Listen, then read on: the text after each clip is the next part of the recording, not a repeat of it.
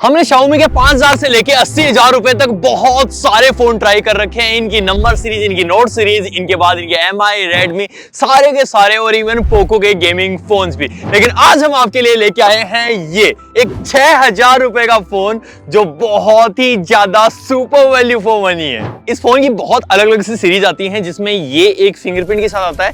इसकी प्राइस थोड़ी ज्यादा है। जो बिना फिंगरप्रिंट के आएगा उसकी प्राइस 6000 से स्टार्ट हो जाती है। तो ये फोन अपनी प्राइस को जस्टिफाई कर पाता है कि नहीं कर पाता है, 6000 रुपए में आपको क्या क्या देखने को मिलता है, ये सारी चीजें डिस्कस करेंगे। तो चलिए देख लेते हैं। चलिए परंपरा अनुसार सबसे पहले अनबॉक्सिंग से स्टार्ट करते हैं। तो सबसे पहले है ये फोन, इसको साइड में रखते हुए आगे ये कुछ डॉक्यूमेंटेशन, उसके बाद ये नॉर्मल सी 10 वोल्ट की चार्जिंग ब्रिक, एंड उसके बाद एक माइक्रो यूएसबी केबल। भाई क्योंकि ये बहुत ही कम कीमत का फोन है इसलिए इसके अंदर टीपीयू केस भी नहीं है, तो फोन की शेरवानी आपको खुद ही खरीदनी पड़ेगी। और इसका टेक्सचर्ड बैक है, डेफिनेटली जिस प्राइस रेंज में आ रहा है उसके हिसाब से अच्छा है यार। और बैक में फिंगरप्रिंट भी है। तो हमारे पास जो वेरिएंट है वो एक स्काई ब्लू 4GB 64GB में है, और ये एक फिंगरप्रिंट वाला वेरिएंट है। बैक में 2 कैमराज हैं, और सच में ये 2 हैं, और इसी के साथ एक LED फ्लैश है। नीचे की तरफ माइक्रो यूएसबी पोर्ट, एक 3.5mm का जैक, और ये एक पॉलीकार्बोनेट बैक है। ऑब्वियसली इतनी प्राइस में ग्लास कौन ही देता है भाई। और ये क्या ऊपर भी, अच्छा स्पीकर ऊपर ही है भाई, नीचे स्पीकर है ही नहीं इसमें। बाकी बजट को देखते हुए सिंगल स्पीकर दिया गया है। इस प्राइस रेंज में ड्यूअल स्पीकर जैसे डीजे की डिमांड करना बिल्कुल वैसे ही है जैसे दहेज की मांग करना। चलिए इसका साउंड टेस्ट करते हैं।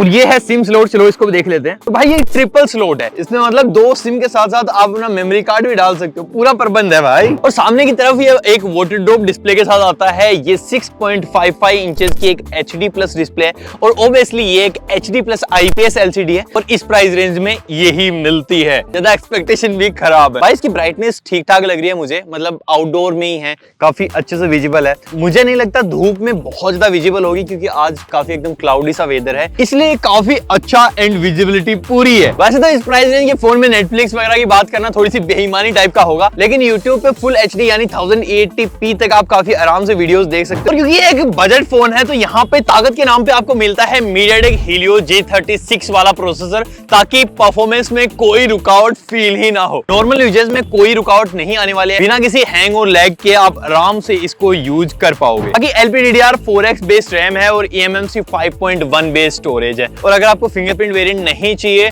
तो उसके लिए आपको 5,999 रुपीज देने पड़ेंगे, दैट्स ऑल। और ये कोई गेमिंग फोन तो है नहीं, तो गेमिंग एक्सपेक्टेशन रखना भी अपने आप में एक बेईमानी सी होगी। तो यहाँ पे आप छोटे मोटे से गेम लाइक कैंडी क्रश जैसे गेम खेल सकते हो, उसके अलावा ज्यादा एक्सपेक्टेशन बिल्कुल रखना ही मत। बाकी कनेक्टिविटी के नाम पे इसमें सिंगल बैंड वाईफाई है, 2.4 GHz, ब्लूटूथ वर्जन 5.0 है, NFC वगैरह का कोई सीन ही नहीं है, और 4G कनेक्टिविटी इसमें आएगी, ना ही कोई 5G कनेक्टिविटी है। बाकी कैमराज के नाम पे यहाँ पे ड्यूअल रेयर कैमराज है, जिसमें 8 मेगापिक्सल प्राइमरी है, और एक 2 मेगापिक्सल का AI सेंसर है जो आपके काम नहीं आने वाला है। मतलब कैमरा मोड में यहाँ पे आप जाते हो ना तो आपको यहाँ पे अल्ट्रा वाइड का ऑप्शन मिलता है, ना ही आपको जूम वगैरह करने का ऑप्शन मिलता है, क्योंकि यहाँ पे बैक में सिंगल कैमरा है। बाकी 5 मेगापिक्सल का यहाँ पे सेल्फी सेंसर है, तो कुछ ऐसे कलर से शो करता है। सेल्फी भी लेके देख लेते हैं इससे।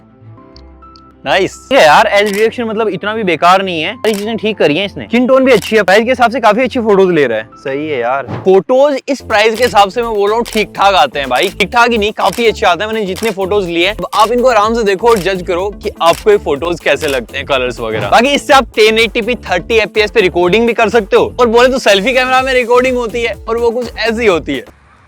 ये भी ठीक ठाक है यार, नॉट बैड। बाकी इस फोन के साथ आती है 5000 mAh की एक बड़ी सी बैटरी। इसमें माइक्रो यूएसबी दी गई है, क्योंकि इस प्राइस रेंज में यही मिलती है, प्लस 10 वोल्ट की चार्जिंग है जो आपको बॉक्स के अंदर ही मिल जाती है। मतलब भाई वो महंगे फोनों में होता है अलग से खर्चा सारी चीजों का, यहाँ पे सब कुछ बॉक्स में मिल रहा है, और इस प्राइस रेंज के हिसाब से सारी चीजें बहुत सही हैं। और हमने इसको टेस्ट किया है, अराउंड 1 दिन का बैटरी बैकअप आराम से मिल जाएगा।